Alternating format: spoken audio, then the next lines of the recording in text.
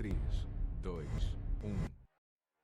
Com vocês, o podcast mais animado, o mais top da galáxia, podcast da autoria, o podcast da escola Professor Antônio Pinto Pereira.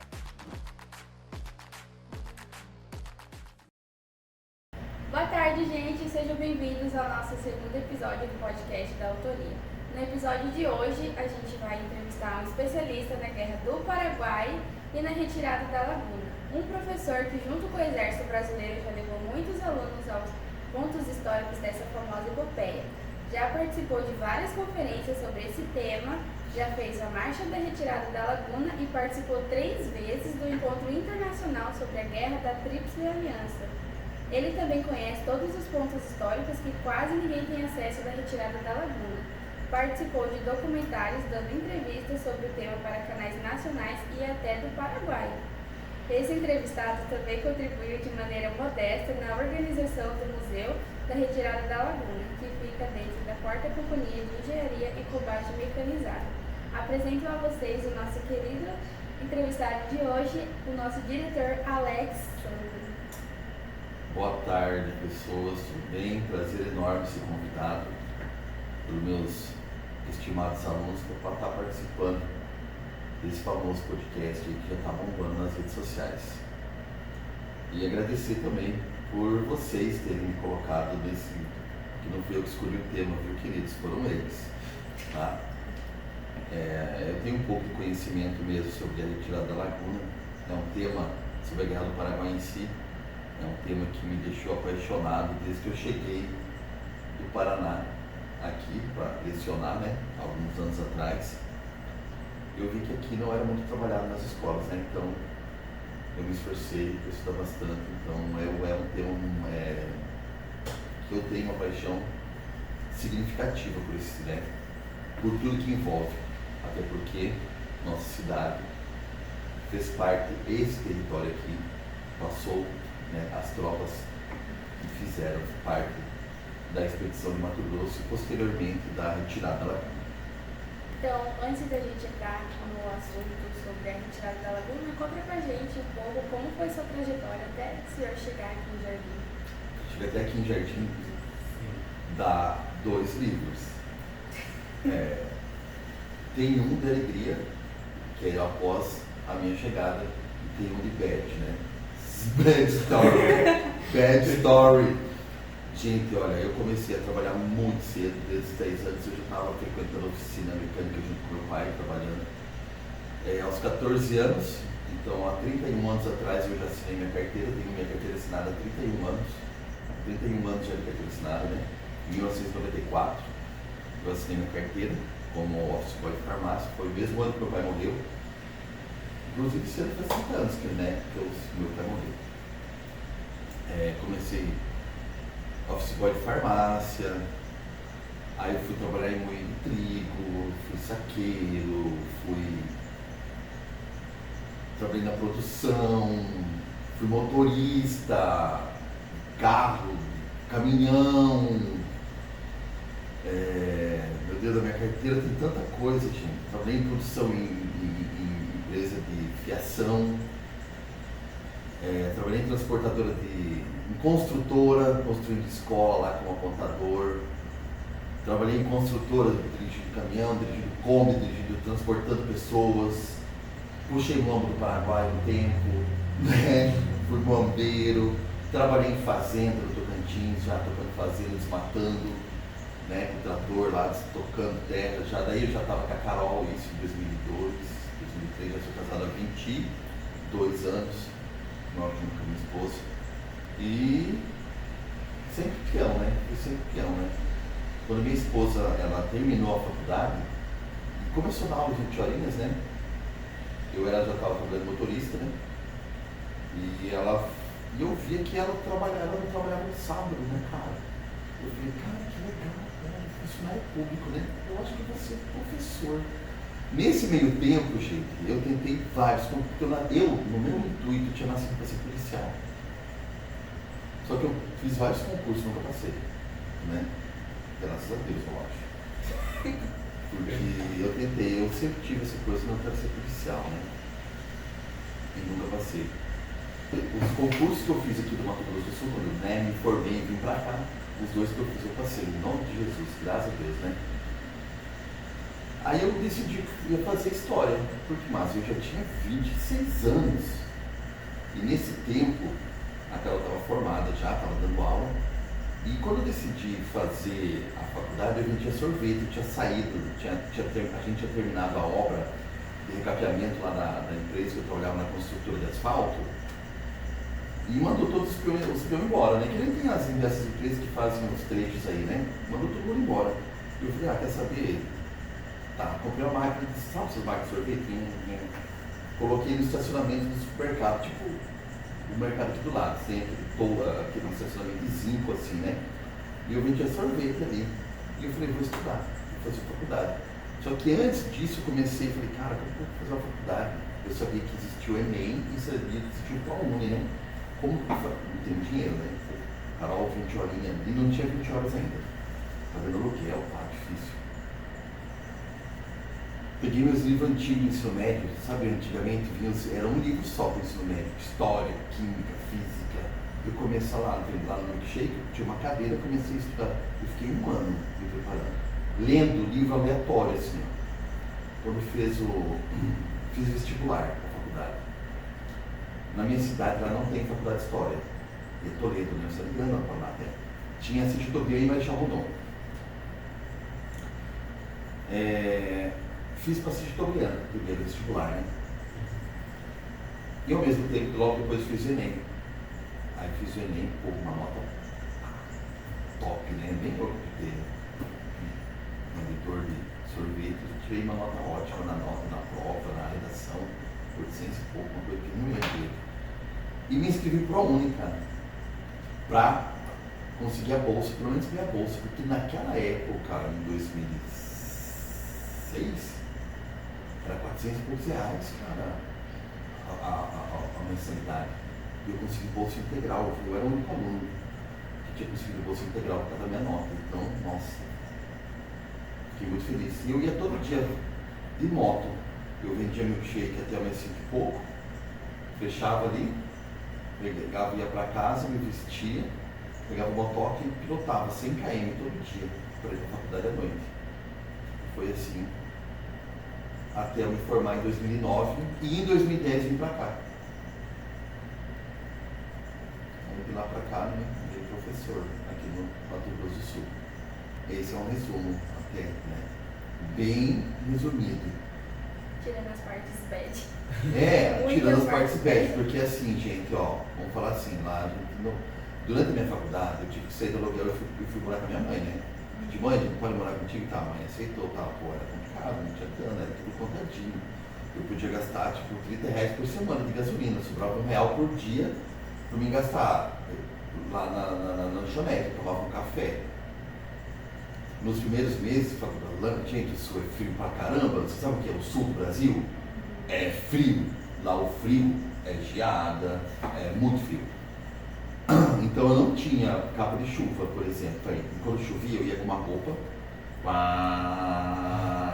levava num saco de lixo amarrado atrás da moto, uma roupa seca. Eu chegava na faculdade, tirava a roupa molhada, aí as tias das zeladoras lá sempre me ajudavam, deixava secando minha roupa, não secava.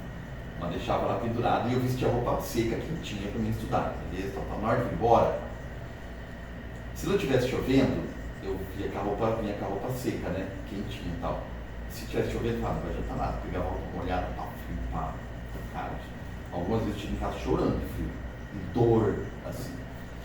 E foi uma tia da minha esposa, tia da Carol, que é falecida professora, porque eu não tinha, era 50 reais uma capa de chuva. No começo da faculdade foi difícil, era 50 reais. Naquela época, 50 reais, gente, 2006, era muito dinheiro. Eu não tinha dinheiro, não tinha 50, cara, porque era o combustível de uma semana e pouco, quase 2 semanas. E eu andava 80, porque para você é uma rodovia muito, né? Toledo, City Tobia é muito movimentada. Então eu ia pelo acostamento, 80 por hora de CG. Porque se eu acelerasse mais, gastava mais combustível, cara. Putz, daí eu me controlava. No começo foi complicado, depois foi desandando, Deus foi ajudando. Deus sempre ajuda, né? Aqueles que persistem. Ela me deu a capa de chuva. Ai, cara. Por isso que não vale a pena a gente persistir, porque eu quase desisti nos 6 primeiros meses da faculdade. Porque chovia quase todo dia, eu peguei, quando cai pedra, granizo, cara, meu não. Deus foi muito parceiro, me ajudou muito, porque não dava praxe. Aí você chegava na faculdade, eu via tudo aqueles, né, pessoal que era fácil, ninguém toleria pra lá, era só eu, né? Eu chegava de motoca lá, eu falei, não, cara, esse esforço tem que valer a pena. Tem que valer a pena, eu queria ser o melhor. Porque o povo que ia lá comia, eles iam lá comendo lanche, comendo salada. Por isso que quando eu vim pra cá eu engordei tanto, eu acho, gente, porque tanta vontade que eu passava de comer as coisas lá naquela faculdade, vocês não têm ideia. Vocês viram o vídeo que eu mandava da minha magreza? Vocês viram o vídeo de eu dando entrevista? Aquele dia lá na minha sala, como era seco. Gente, eu passava muita vontade de comer as coisas. Muita vontade. Eu falava assim, não, eu vou trabalhar, eu vou para mim chegar no mercado e comprar o que eu quiser, fazer churrasco que eu quero. Porque às vezes as pessoas não dão valor às coisas mínimas. Então, você dá valor quando é muito suave, muito sofrido, né? Mas a gente não pode desistir, cara. E eu colhi tudo isso, né? Graças a Deus. Hoje tá melhor. Muito melhor.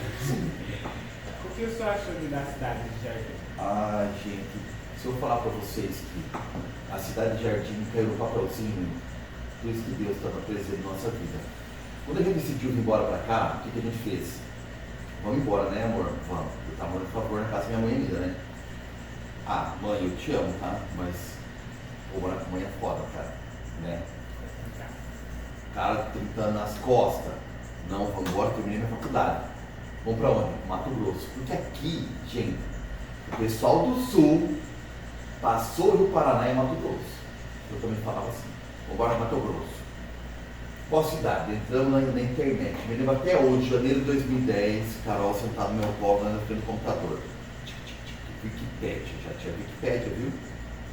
Pesquisando a Wikipédia, cidades de até 25 mil habitantes, 30 mil habitantes no máximo. Então a gente pesquisou dentro do mapa aqui do Mato Grosso do Sul e escolhemos 5 cidades.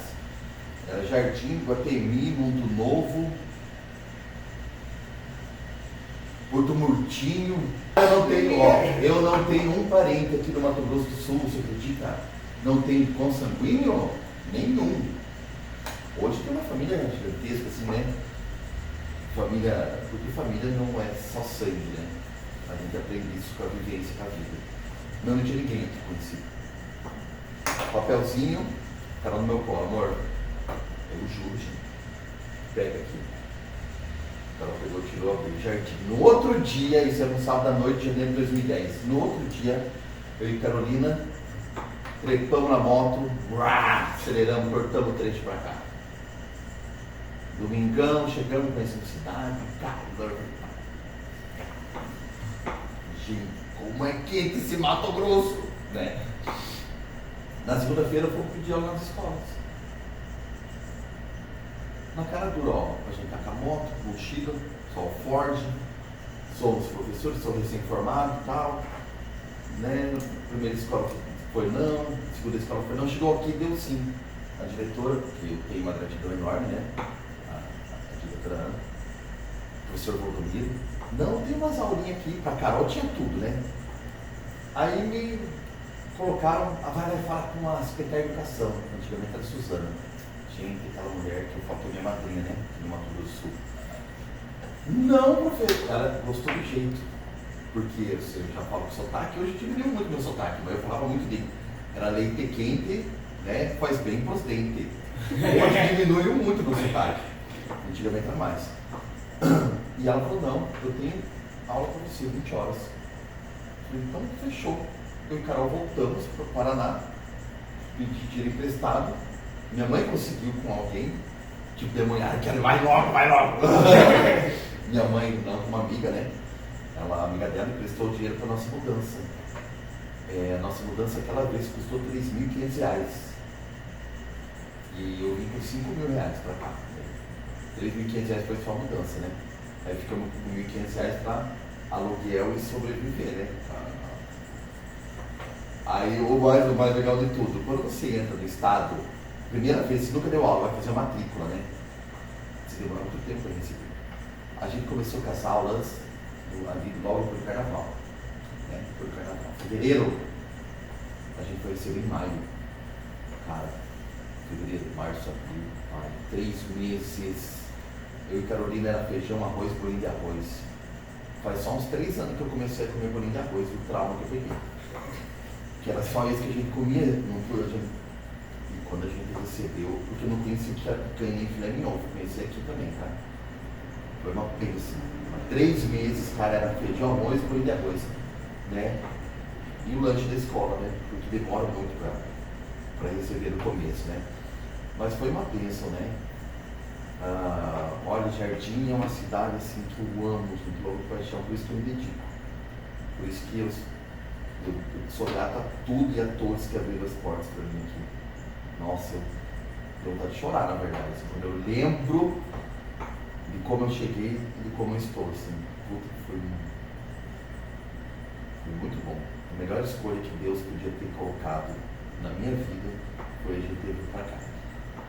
Uma cidade abençoada, iluminada. Desde quando o senhor chegou aqui, você acha que conquistou tudo? O senhor queria, planejava? Eu nem acredito até onde eu cheguei, na verdade. Eu acredito assim que a gente conquista as coisas conforme a gente se esforça. Eu acredito muito na meritocracia. Sempre vai ter algo além do mundo material olhando pelo esforço que você faz em prol dos outros. Então eu, na verdade, nem acredito que eu evoluo onde eu estou hoje. Foi uma ascensão muito rápida. Eu tenho 14 anos e alguns meses no Mato Grosso do Sul, de Jardim. Só que eu trabalhei bastante, eu sei disso. Mas eu acho que eu preciso mais do que isso. Não, eu conquistei tudo já. Todo mundo sonha com concurso público, o respeito dos alunos, filho, casamento estável, né? Eu acho que não tem o respeito dos alunos. Você vai em qualquer lugar, os alunos te cumprimentam. Né? Eu acho que esse cara, eu conquistei tudo. Eu conquistei tudo já, tudo. Deus me livre de morrer. Fala assim, se morrer amanhã, você morreria feliz? Não, porque eu tenho um filho. Tenho meu filho autista, que eu tenho que viver por ele, né? Por muitos e muitos anos ainda. Mas eu sou feliz. Sou muito feliz com o que eu conquistei agora. Profissionalmente, assim.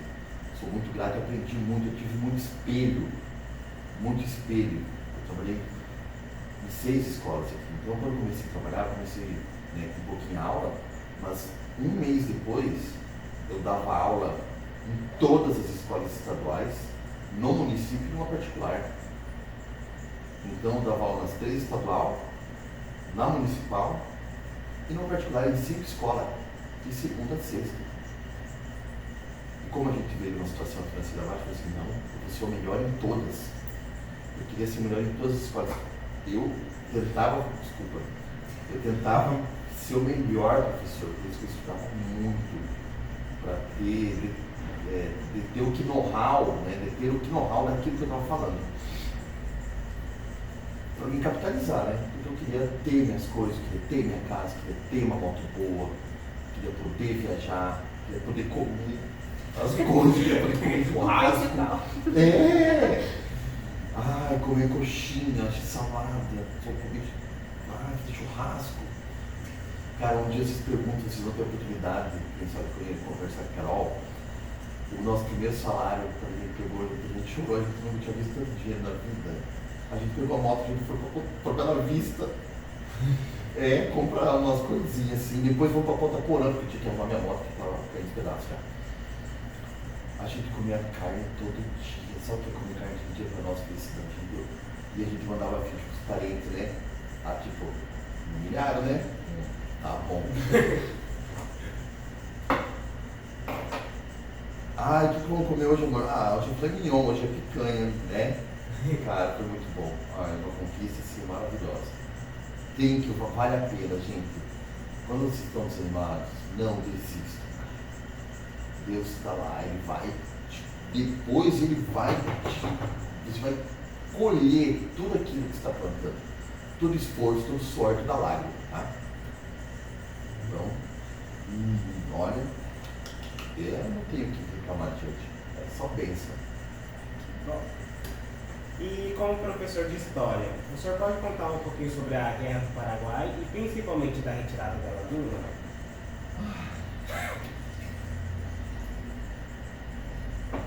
Então, gente, ó,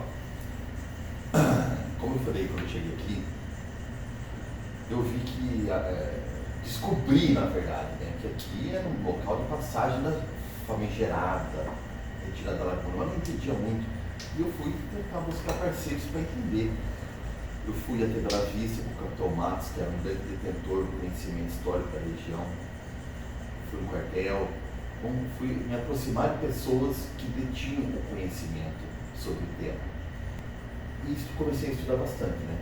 Aqui, se vocês verem em cima da mesa, por exemplo, ó, a gente tem várias fontes históricas que falam sobre a retirada da Laguna, né? A principal fonte histórica de todas é o livro do Visconde Toné, A Retirada da Laguna, né?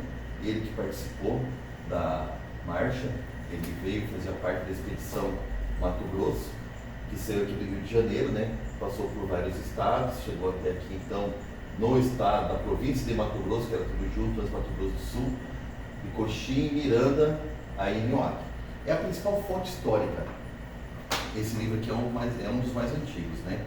Que é o mais antigo que eu tenho, né? Esse aqui é de 1930.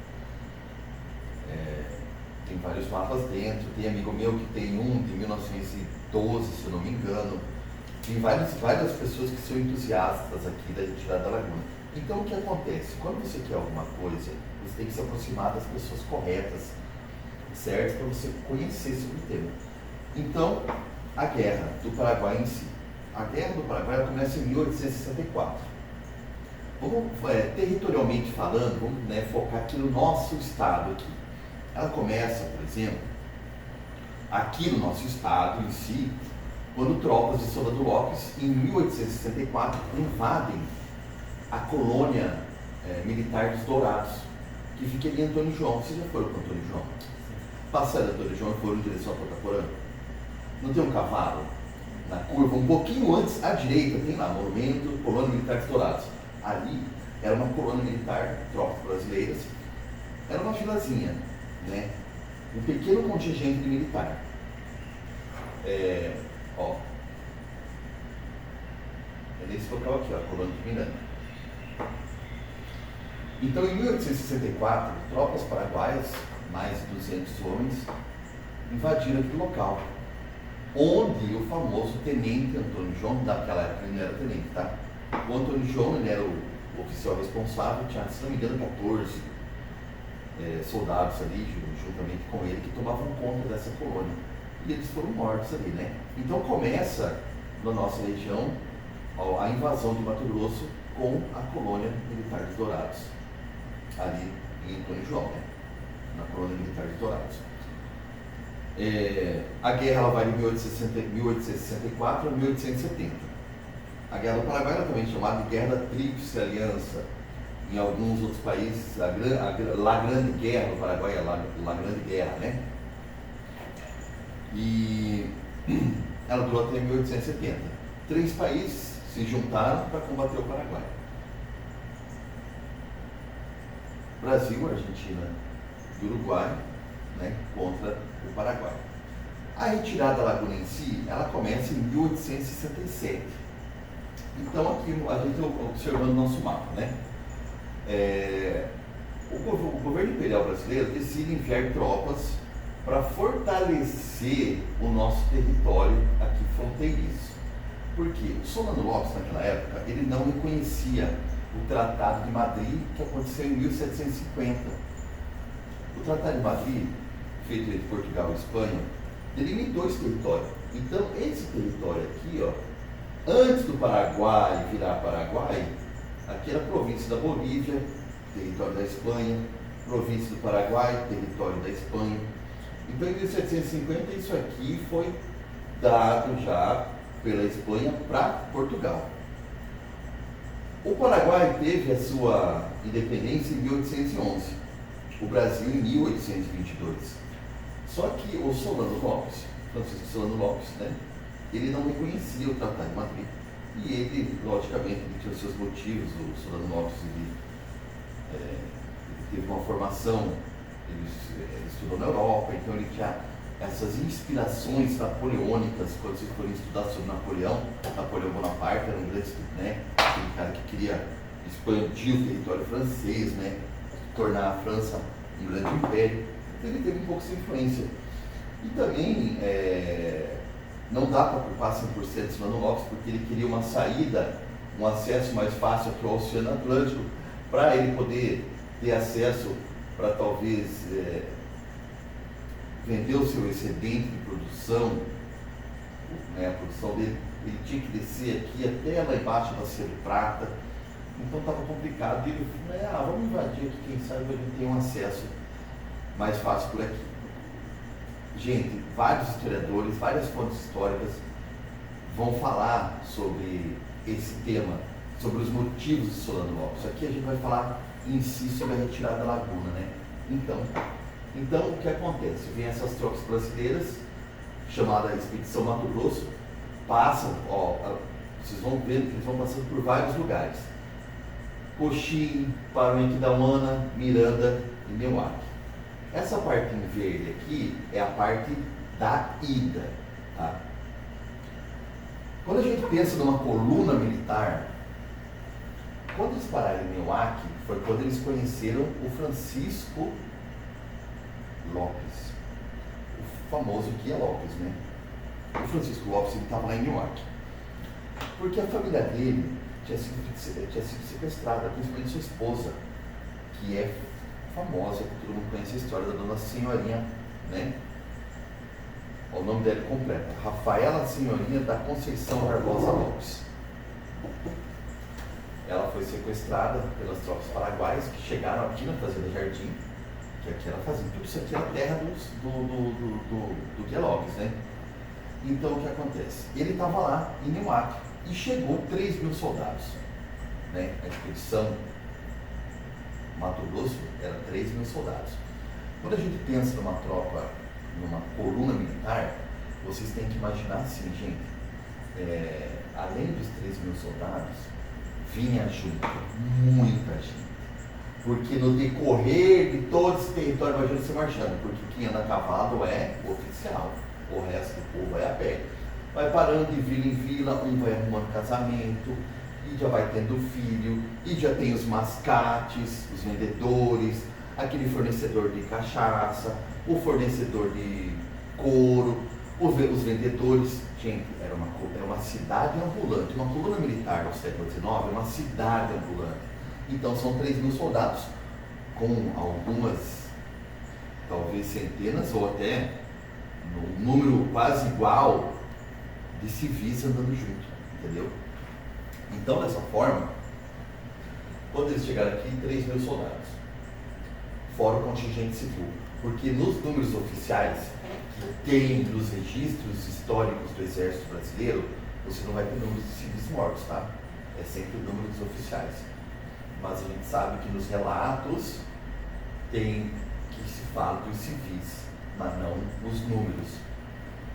Mas quando você assiste documentários ou lê algo a respeito, há um filme interessante que eu indico para todo mundo assistir, o filme Canudos. Fala sobre a Guerra de Canudos, lá na Bahia, mas que mostra na televisão, né, no cinema, como que era uma coluna militar. Então tá lá os soldados andando atrás, tem uma carroça, 2, 3 carroças com prostitutas, tem 2, 3 carroças dos vendedores, uma carroça com a família do oficial, uma outra carroça atrás com uma família, ou as mulheres dos soldados indo a pé, os soldados na frente, as famílias atrás, a pé, as crianças. Então isso fazia parte, isso aqui passou por aqui, gente, né? Um contingente de soldados mais os civis. O mais interessante, eles chegaram aqui com 3.000 soldados, né? Saíram daqui. Tá vendo aqui é jardim, né? Esse pontinho de jardim. De 3 mil, quando eles chegaram lá, na volta só tinha 700. Matou tudo. Tudo não, né? 2.300. Foram, né? Aqui assim, ó. Nesse trajeto aqui, ó, eles já foram começados, eles começaram, aqui tinha cólera, né? Então alguns daqui começaram a pegar cólera.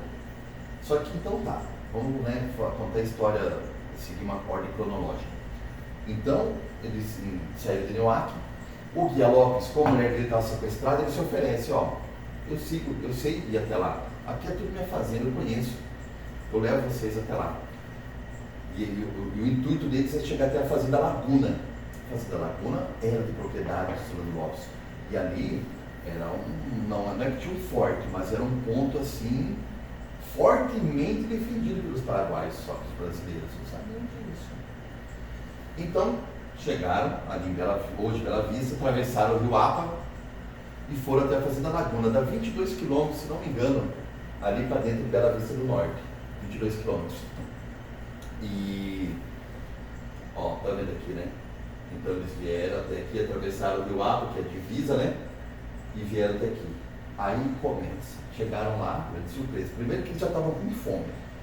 O gado tinha meio que se, né? Pouco gado, então, pô, lá na fazenda tem bastante gado. Vamos pegar o gado, tomar o gado dos paraguaios, né? Vamos tomar, né? E aí vamos começar a defender nosso território. Só que chegaram lá, viram que os paraguaios estavam preparados, né? Levaram, vamos dizer assim, um couro, né? E aí que começa a retirada das tropas. Por isso o nome Retirada da Laguna. É a retirada das tropas da Fazenda Laguna. Que começa daqui, essa parte em vermelha, né? Ela termina assim aqui da Uana. Mas o mais interessante, gente, que aconteceu daqui, na contagem de 3 mil soldados, quando começa a retirada, já começam as mortes. E morreu muito.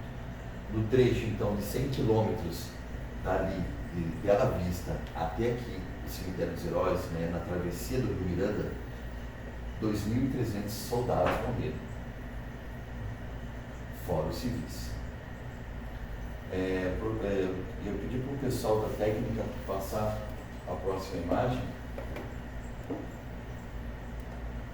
Não, outra. É o mapa aqui, ó, né? Bom, aqui mostra bem certinho a travessia, aqui ó, o Rio Apa, né? Então aqui é a Fazenda Laguna, né? Aí, ao atravessarem de volta, já na retirada da Laguna, quem conhece Bela Vista tem o cemitério, né? Lá tem um monumento chamado Yanjipá. Já viram perto do cemitério? Na BR você está andando, gente, indo para Bela Vista ali, Paraguai, tem o cemitério à esquerda e tem o monumento Yanjipá, lá você entrando ali à esquerda. 11 de maio de 1867, gente, que é uma coisa interessantíssima para falar sobre. Eu conheço quase todos os pontos históricos sobre a retirada da Laguna. Tem um especial, o primeiro sobrenatural que aconteceu. Eu até trouxe o boné junto. Esse boné, gente, ele tem a poeira que aconteceu, foi o terceiro encontro internacional militar, de história militar sobre a Guerra da Tríplice Aliança, né? Em 2011. Quando, aqui nesse local, eu já fui outras vezes, né? O último foi em 2016, eu acho, 2017 que eu participei. Mas nessa primeira vez, o que acontece? A gente começa a ler, tem aqui no livro, né, do Visconde Toné, ele fala o que aconteceu nesse exato local, aí, contando que amanheceram tiros, gritaria de criança, soldados, e fala ataque de surpresa, os paraguaios cercando eles, tacando fogo na macega. Macega é que mata ao redor, né? Quando eles soldaram, o cara que era o Capitão Matos, inclusive, que estava falando, começou uma ventania, e eu estava com esse boné na cabeça. E aconteceu isso várias vezes depois. Bom, e sujou esse boné. E eu esqueci. Até hoje eu não lavo. Da poeirama que quando ele começou a falar sobre o que aconteceu no local, virou uma poeira, uns redemoinhos, sabe o que é do nada, redemoinho assim, ó, e vento, um redemoinho aqui, não é só aquele redemoinho, começou uma, sabe, aquela ventania, depois ele terminou de falar, parou tudo, todo mundo cheio de poeira. Por isso que eu respeito esses lugares. Muita gente, em questão de minutos, centenas de pessoas foram mortas aí. Por isso que é o momento internacional, né, do grande impacto. Várias pessoas morreram aí. Então foi o primeiro conflito na retirada da laguna após a travessia do Rio Apa. Tem outro ponto interessante dessa retirada, que como eles vieram de lá para cá, tem o famoso, que é o mais famoso de todos, mas pouco conhecido, pouco visitado, até porque é uma propriedade particular e pouca gente tem acesso, que é o Cambarecê. Aqui, ó. Essa foto é histórica aqui, ó, né? O que aconteceu no Cambarecê? Como eles estavam vindo essas tropas, né? Brasileiros, forças civis, muita gente pegou cólera, muita gente. E no Cambarecê eles decidiram, porque estava muito penoso para eles. Gente, o Cambarecê é aqui pertinho daqui. Em Porto Murtinho tem uma placa na fazenda, não vou falar o nome da fazenda, para respeitar mas a maioria das pessoas sabem onde é que é.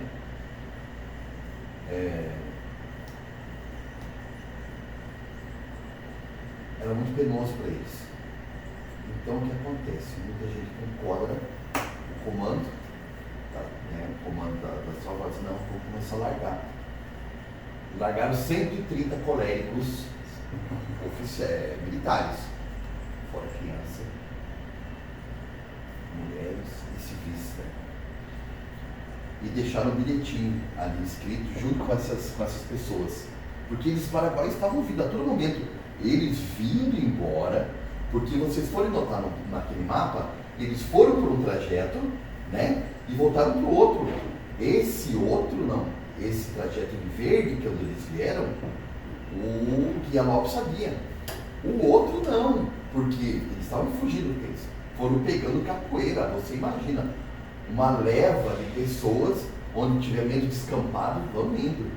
E eles foram andando até visualizar, mas isso acontece só bem, né, antes do comparecer.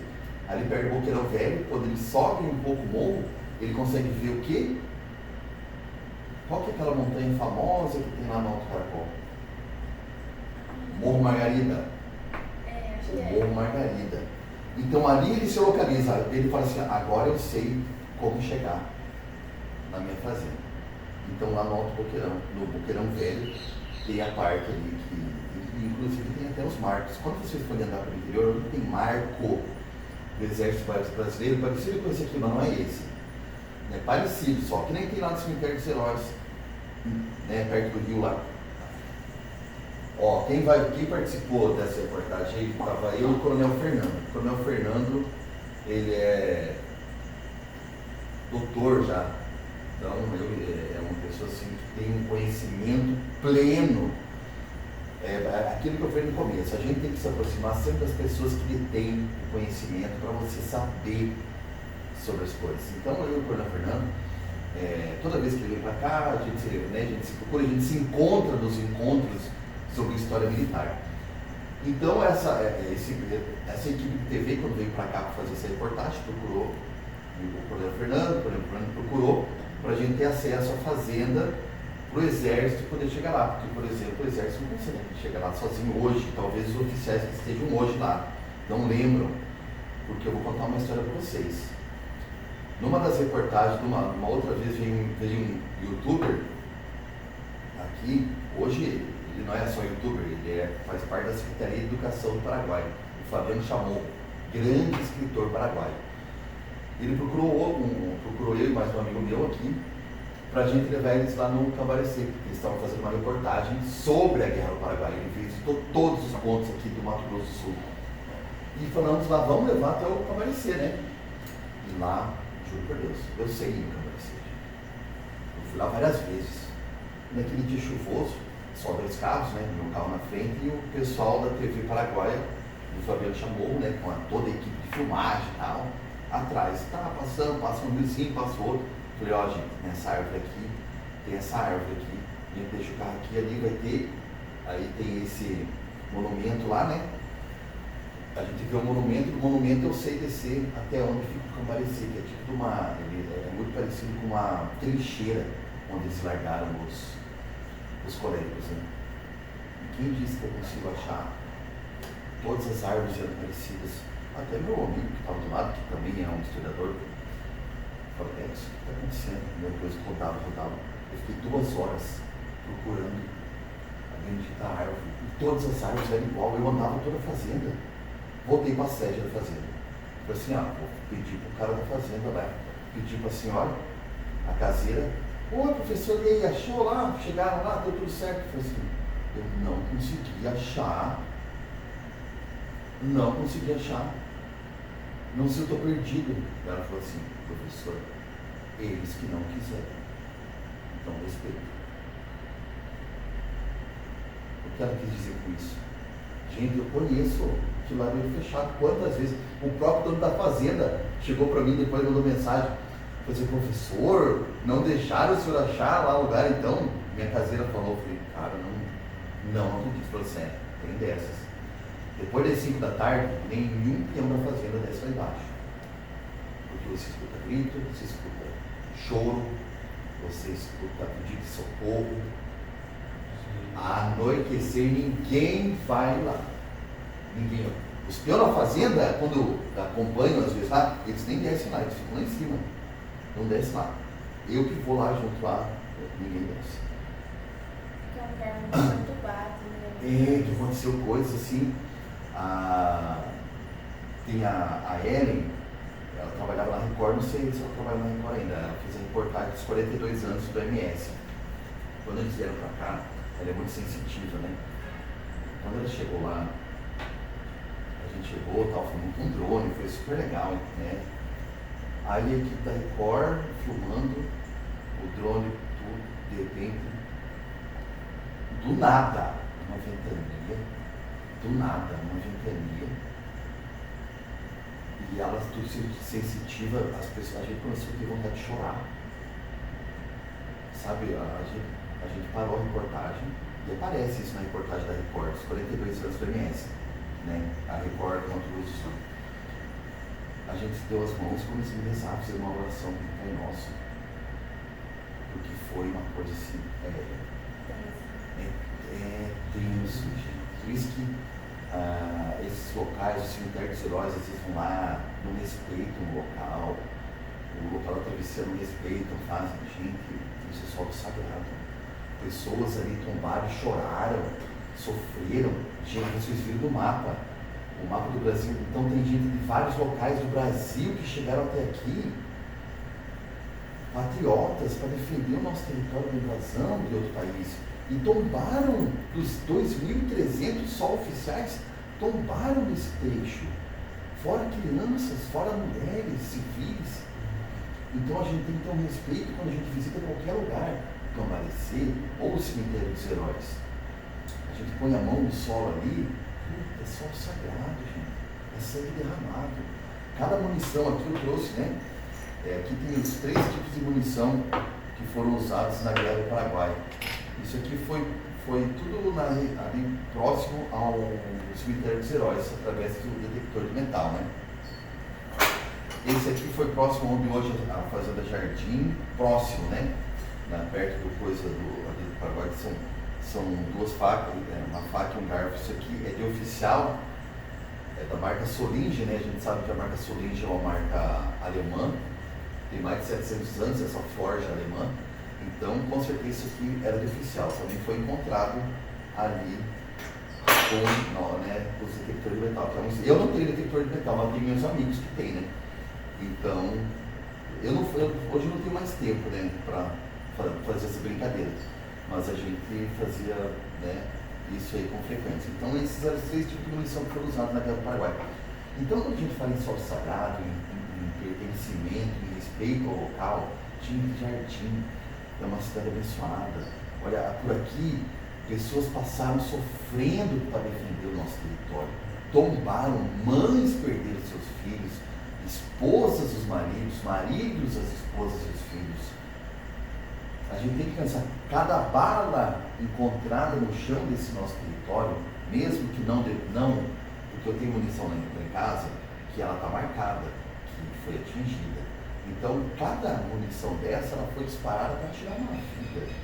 Quando eu encontro um botão desse de opa, eu sei que ali já teve um corpo perto. Tá?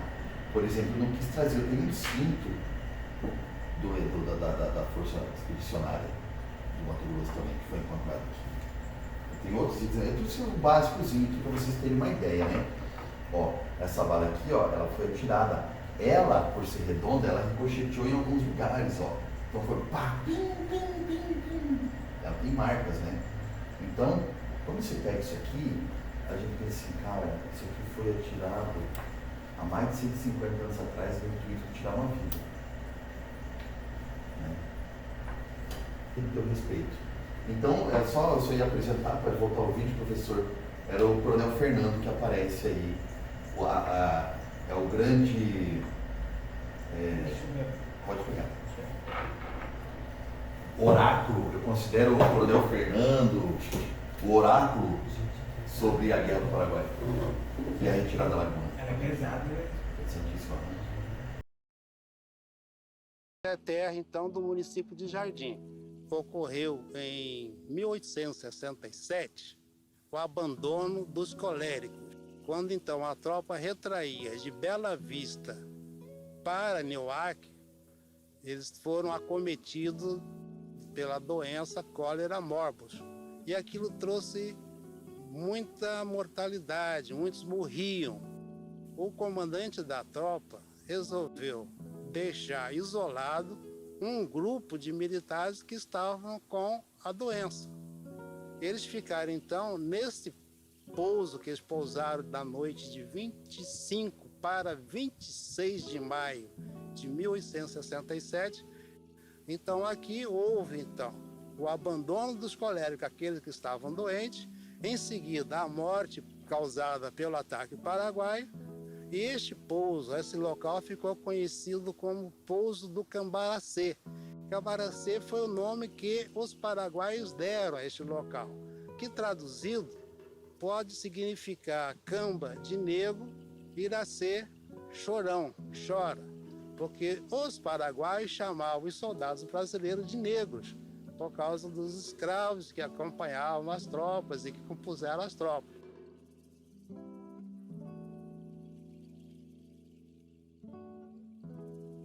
Então, a todo momento, quando a gente vem aqui, a gente tem que ter um respeito por aqueles que tombaram em defesa da nossa pátria, porque se não fossem esses que lutaram defendendo nosso território lá no século XIX e nas guerras posteriores também, nós hoje não seríamos um país, né, a nossa imensidão territorial.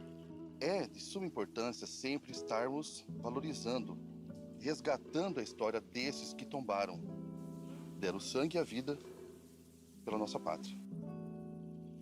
Falando aqui do nosso local, especificamente Cambaracê, é o local conhecido onde foram largados, durante a retirada da laguna, deixado para trás, 130 coléricos. Esses eram muito penosos para estarem sendo carregados por toda a expedição para frente, então foi decidido pelo comando, né, deixar eles aqui. O mais interessante quando a gente fala sobre a retirada da laguna, nos números oficiais que tem no livro, na principal fonte histórica desse local, desse evento, através do Visconde Toné, que é o livro Retirada da Laguna, ali mostra os números oficiais. Quando a gente pensa numa retirada, numa coluna militar no século XIX, a gente tem que pensar sempre numa cidade ambulante. Então, quando eles passavam por aqui, quando eles estavam vindo lá da Fazenda da Laguna, nessa retirada, nós temos que pensar num montante de pessoas muito mais do que aqueles registrados nas fontes históricas oficiais. Então, havia mulheres, crianças, prostitutas, vendedores, os mascates. Então, todos esses padeceram desses flagelos, principalmente cólera. Então, aqui no Cambaracê, foi onde eles foram deixados. Um sobreviveu, chamado Cabo Calixto.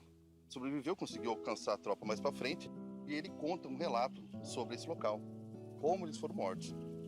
A morte deles ocorreu de que forma? Os paraguaios chegaram, encontraram eles aqui, E deixaram um cartaz, né? Antes a tropa seguir adiante, deixaram um cartaz escrito compaixão para com os coléricos. Só que isso não foi levado em consideração pelos paraguaios, onde mataram todos os coléricos aqui, os 130 fóruns civis, a golpes de baioneta.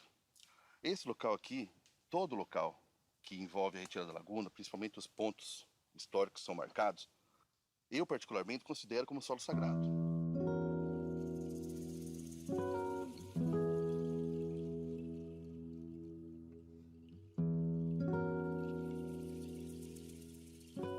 O trajeto segue, refazendo os passos guiados por José Francisco Lopes, civil que auxiliou as tropas militares durante a marcha.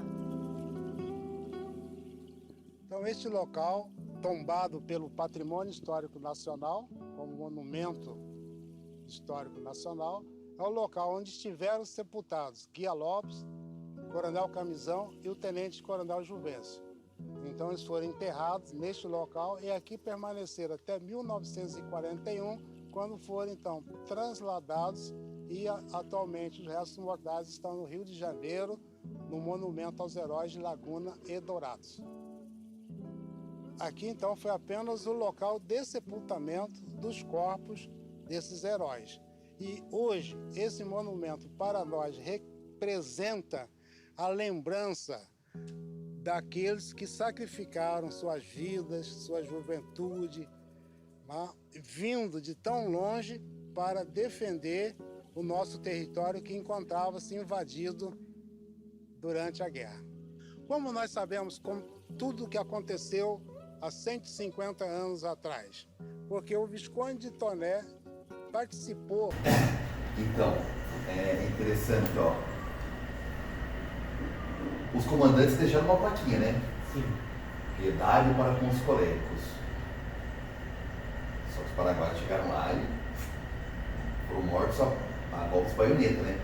E como que a gente sabe disso? Porque teve um que conseguiu escapar, se fingiu de morto e foi rastejando e alcançou as tropas ali, onde hoje é o cemitério dos heróis, quando eles fizeram um acampamento. E ali ele contou que é o Cabo Calixto, e o Cabo Calixto sobreviveu, e tem um livro, cara, ele foi embora para Minas Gerais, e ele conta essa história, o Cabo Calixto. Ele é vivo? Não, mas ele sobreviveu e posteriormente, ele sobreviveu à retirada, ele voltou para a terra dele, cara. Você viu o que o Coronel Fernando fala, né? Pessoas de vários lugares sacrificaram suas juventudes para defender o nosso território. Então, não é querendo enaltecer patriotismo ou qualquer discurso, mas toda guerra, ela é negativa. Ela foi negativa, ela é ruim para os paraguaios, é ruim para os brasileiros. Lá morreu, o Brasil foi maldoso, o Paraguai foi maldoso, guerra é guerra, infelizmente. Não há vencedor numa guerra. Essa é a minha opinião. Não há vencedor numa guerra. Não há vencedor. Há sofrimento. Há famílias que perderam seus entes queridos, há pais que perderam seus filhos, há filhos que perderam seus pais, esposas e assim por diante. Então, numa guerra é isso. Não há um lado vencedor, só há perdedores. Né? Então, após a travessia do Rio Miranda, né? Quando eles se atravessam... uma coisa interessante que eu esqueci de falar. O Coronel Camisão, que era o comandante maior da expedição de Mato Grosso, morre. O Tenente Coronel Juvencio morre. Guia Lopes morre. O filho do Guia Lopes morre. Só sobrevive o comandante, um dos tenentes que vira comandante depois, que é o Coronel Pedro Rufino, é ele que segue com as tropas que atravessam o rio. O resto é enterrado por lado de cá do rio Miranda. E ele segue até Nioaque. Na Nioaque também houve, né, o último atentado dos paraguaios, que quem já ouviu falar sobre a explosão da igreja, né? As tropas seguem até Nioaque. Lógico que durante a retirada da laguna, quando eles atravessaram lá na fazenda, porque a sede da Fazenda Jardim era depois do rio, ali tem a história que eles se alimentaram com as laranjas, com as frutas, né? O que ajudou na desidratação, que a cólera acometeu as tropas. Então, eles tiveram um pouco de força para estar se preparando para dar continuidade. Só que daí então, 700 sobreviventes chegaram até em Nioaque. Chegando em Nioaque, tiveram uma surpresa, a cidade tinha sido invadida um pouquinho antes por tropas paraguaias e deixaram na igreja uma armadilha. Espalharam pólvora por toda a igreja, né? E chegou um soldado desavisado lá e foi acender um lampião, né? Acendeu um lampião lá, e era onde eles iam dormir à noite. Aí explodiu a igreja e matou mais uma meia dúzia de soldados, por assim dizer, né? Tem um ensinamento, eu falo assim, é uma encenação, uma obra de arte que o exército lá de Nioaque faz, que quando eu assisti a primeira vez, eu chorei. É a coisa mais linda do mundo, a ensinação. É lindo, porque fez parte, a primeira vez que eu assisti foi quando eu fiz a marcha da retirada. A marcha da retirada da Laguna, ela começa lá na Fazenda Laguna. Hoje ela não ocorre mais dessa maneira internacional, né? Mas saía lá da Fazenda Laguna do Paraguai e você vinha dias na estrada, fazendo ponto por ponto, até chegar em Aquidauana, né? Lá em Porto Canuto, onde acaba literalmente a retirada da Laguna. Aí as tropas se dispersam e é o fim da retirada, né? Ó, em vermelho, aí, em Aquidauana Anastácio, por assim dizer. E esses são algumas fontes históricas que vocês, quem quer saber um pouco mais sobre a Guerra do Paraguai e a retirada da Laguna, né? Tem algumas coisas aqui que são únicas, que é difícil de achar. Por exemplo, essa revista aqui, em quadrinhos, Epopeia, a retirada da Laguna, aquela de 1956. Isso aqui nem eu folhei, então você fica aqui dentro, né? É material. Reminiscências da campanha do Paraguai. Quer entender? Quer conhecer? Tem que estudar. Os voluntários da pátria na Guerra do Paraguai. Logicamente, o Retirado da Laguna do Visconde Toné é um livraço. Esse aqui é difícil. Tá? Dias de Guerra e de Sertão, também do Visconde Toné, terceira edição ilustrada. Então, e aqui algumas publicações que saiu sobre as marchas da retirada da Laguna. Essa aqui é uma moeda, uma medalha de comemoração que eu fui agraciado, talvez nem tenha tanto merecimento para isso. Tem outra lá no Museu da Retirada da Laguna. No aniversário de 150 anos, em 2017, o Exército, ela teve uma numeração, né?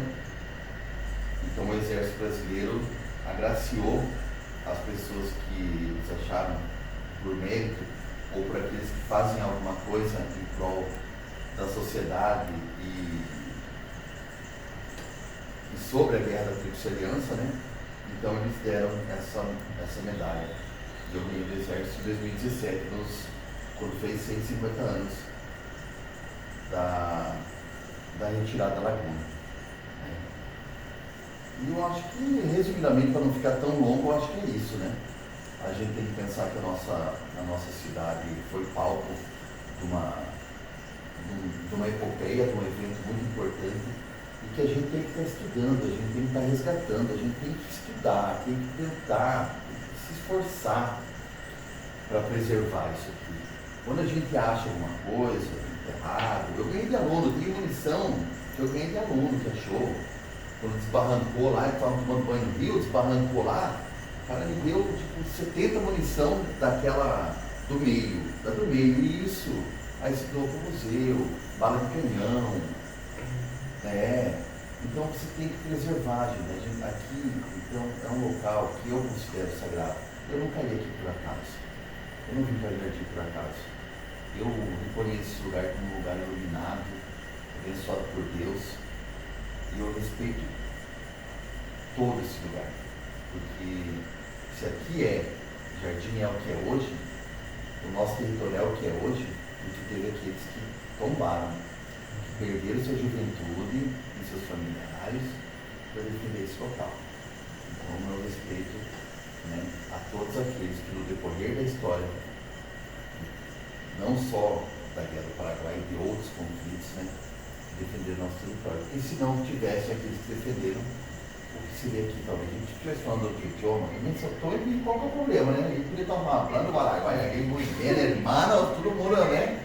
Mas não tem necessita para não tem problema. Não tem problema.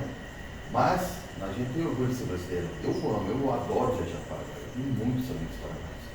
Adoro viajar para Assunção, um local rico, Concepción rica, Encarnação rico, Ponta maravilhosa, né? Quem não gosta? Mas a gente tem que respeitar aqueles que tombaram defendendo nosso território. Né? Então, alguma pergunta sobre específica, né, sobre a Guerra do Paraguai e mais aí, podem estar fazendo depois aí, ou quando vocês postarem, quando cair no YouTube, tiver as perguntas lá, e isso a gente faz a gente vai respondendo, né? Tá, eu vou dar minha opinião então sobre o Tá. que eu acho sobre esse tema. Eu acho muito importante porque eu mesmo seria uma atriz, eu não tenho conhecimento nenhum sobre a guerra. Realmente, porque não é um assunto muito falado, que as pessoas têm o costume de falar. É difícil. Os jovens, as pessoas antigas mais falam, Mas é só o cara, o professor deve falar sobre isso aqui, né, gente? Nunca tive um professor que falou disso. Não, gente, olha a tua cidade, Guia Lopes da Laguna, você nasceu lá, né? Por que o nome Guia Lopes da Laguna? Gente, Francisco Lopes, ele foi lá, ele morreu, ele e o filho dele morreram de cólera. Gente, você sabe o que é cólera? Viu os sintomas? É uma doença, meu Deus do céu, a pessoa morre definhando, gritando por baixo, entendeu? Você definha, é horrível, tem cólicas. Então, e ele foi por amor, ele foi lá, ele disse, não, vou lá, ser o guia por ser herói, mas também para tentar resgatar a família dele que estava lá tinha sido sequestrada. Então, como não enaltecer um personagem que se colocou à frente, um civil, um fazendeiro, podia muito bem ficar cuidando ao fazendão, né? Não se pôs à frente, porque ele que guiou, né? Então é importante a gente valorizar esses personagens históricos que tombaram defendendo o nosso território. Eu acho isso importante. Pode ser que tem gente que discorda, né? Mas enaltecer a história local. Porque eu falo isso, gente, tem amigo meu que vem de moto lá de Santa Catarina, tem amigo meu que vem de longe, quando vem pra cá, pede para me levar no cemitério dos heróis, para me contar, eu fico lá em casa contando história da Guerra do Paraguai para eles, porque eles se interessam. O povo de fora tem mais interesse do que o povo daqui. Que nem, quando veio uma comitiva uma vez, 60 historiadores paraguaios, eu acho que foi na pandemia. Não, foi depois da pandemia, 2022. 2022. Veio uma comissão de 60 paraguaios, historiadores paraguaios, que a gente levou, que a gente conseguiu levar no Cambarecer lá. Para contar, até os paraguaios eles têm mais interesse em estar conhecendo aqui os pontos daqui, levetes aqui, eles foram lá com o Antônio João, foram a Corumbá, entendeu? Foram no cemitério dos heróis.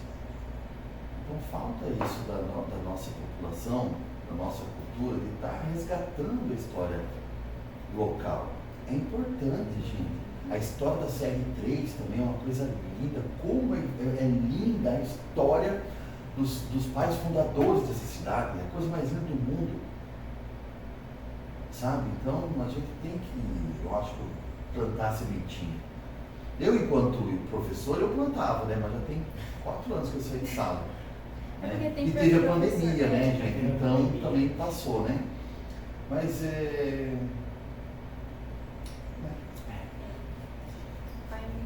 vai muito, né?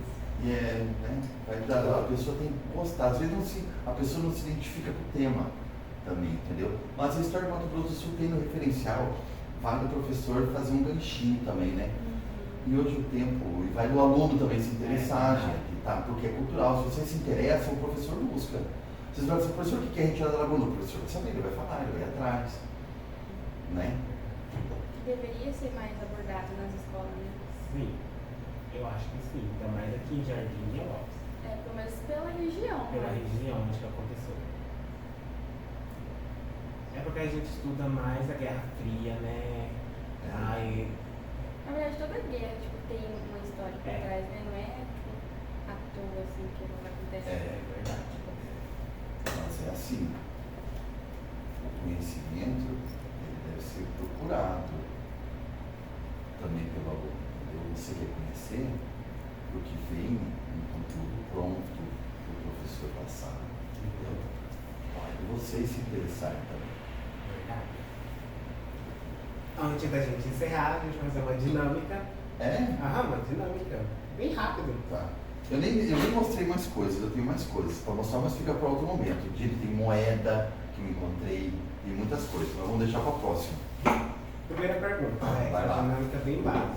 Ixi, Se você pudesse ter um superpoder para superar o obstáculo, qual seria e por quê? se eu tivesse o Um superpoder, superpoder para superar um obstáculo.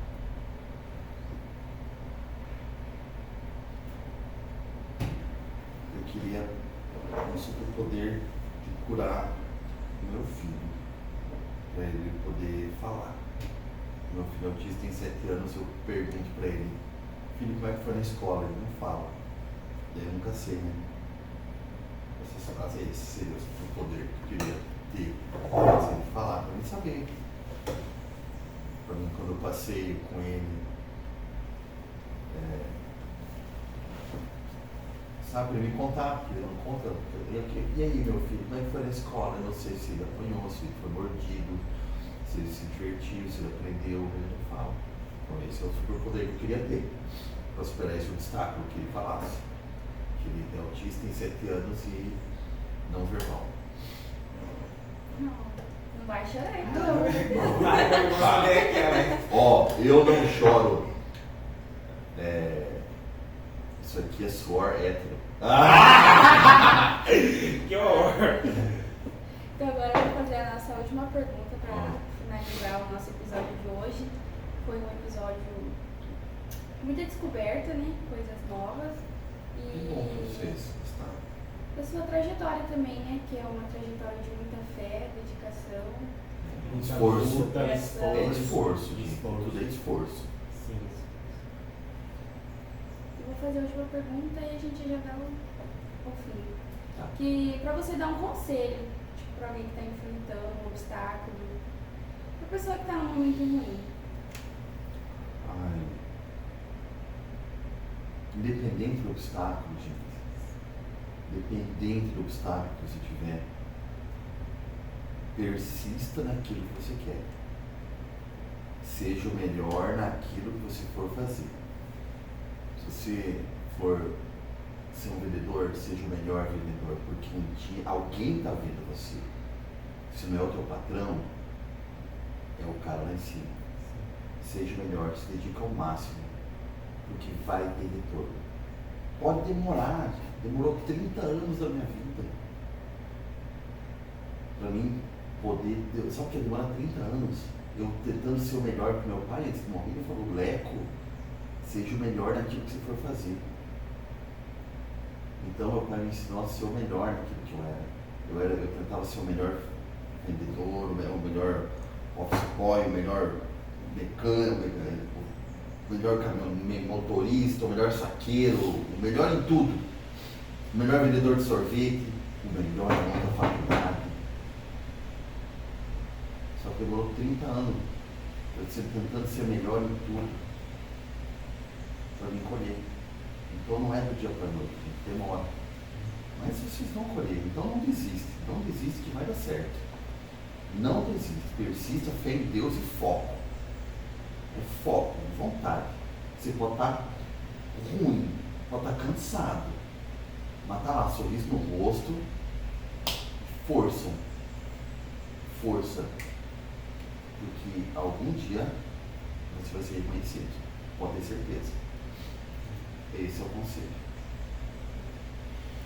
Então é isso, gente. Eu quero agradecer ao Alex por ter dado o tempo aceitado o nosso convite, ao professor Pedro, que nos ajudou com as câmeras, com nossos equipamentos, à professora Edna, ao meu amigo Franz, e também à coordenação e à diretoria. E esse foi o nosso episódio de hoje. Muito obrigado, gente, pelo convite. Parabenizar vocês, tá? Pelo esforço. Eu vi como é difícil se organizarem para fazer esse podcast. Parabéns, equipe técnica, Edna e Pedro. Vocês estão de parabéns, tá? Porque, olha, a tecnologia não é fácil de mexer. E por mais que vocês possam, por mais que pareça que seja simples, é muita coisa, gente do céu, tá? Então, obrigado. Eu tenho muito orgulho de vocês, eu tenho orgulho dos meus professores, eu tenho orgulho da minha escola. Eu estou aqui porque eu amo meus alunos. Eu amo o que eu faço. E quando você faz com amor as coisas, tentando ser o melhor naquilo que você faz, você consegue as coisas. Então, muito obrigado. Gente, fique com Deus e a gente se acha por aí. Tchau, gente. Tchauzinho.